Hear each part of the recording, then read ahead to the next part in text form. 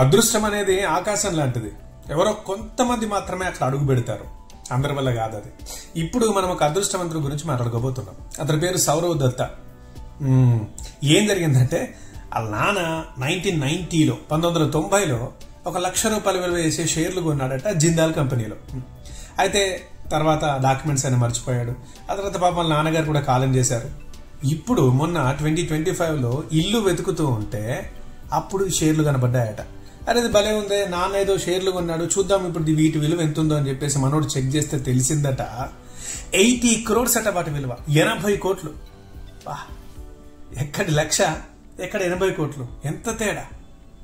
సరే 1990లో 1,00,000 అంటే ఇప్పుడు 20 లక్షలు వేసుకుందాం, కానీ 80 కోట్లు ఏంది బాస్? ఏం చేసుకుంటారా పైసలన్నీ? చూసారా, అదృష్టం పడితే అట్లా పట్టాలి అని అనుకుంటున్నారా? అదేం లేదు. ఇదేదో యమలీల సినిమాల లాగా పైనుంచి ఏం పడలేవు కదా ఆయన మీద డబ్బులు. వాళ్ళ నాన్నగారి ముందు చూపు వల్ల పడ్డాయి. అందుకే వాళ్ళ నాన్నగారిని మెచ్చుకోవాలి, అది మనం నేర్చుకోవాలి. అది ఇది మనకు చెప్తుంది.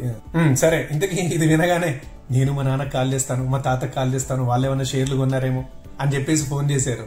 జాగ్రత్త, షేర్ పత్రాలకు బదులు అప్పు పత్రాలు ఇచ్చే ఛాన్స్ ఉంది. So be careful.